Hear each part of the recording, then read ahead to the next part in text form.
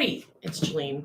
I just wanted to take a minute and talk a little bit about the difference between a Pilates practice and performing in Pilates. And what I mean by that is that often what it looks like when you are finding your connections is not the same from person to person. But often when someone's like, oh, could you show us how to do this exercise? What I'm doing is performing an exercise. I may not be engaging things correctly, but it technically looks quite sound.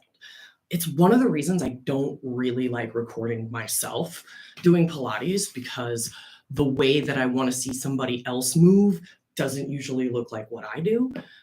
So one of the things to take from this very short video is a little consideration of when you are in class or at home on your mat or wherever, are these exercises you're doing about what you feel, how you breathe, and less about what it looks like. I think the easiest example to use here would be like a swan or a swan dive. So whether you're doing it on the mat or on the reformer, I see a lot of people who want to believe that the swan is all about coming up as high as possible. And that may be a school of thought about the swan. But my next question is, how do you get up so high?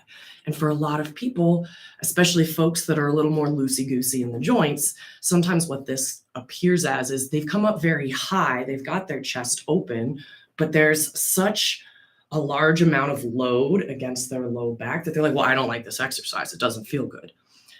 And it's one of those things where if you sacrifice or just nix entirely the idea that a swan is supposed to look like this huge upper back lift, and maybe the head stays lower so that the back of the skull is in line with the shoulder blades, or we're focusing on the lift as well as, what's going on in your rib cage. Do you have to completely let go and sort of splay open in order to find this huge upward lift through your chest?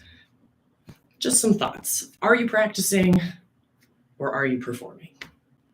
That's it.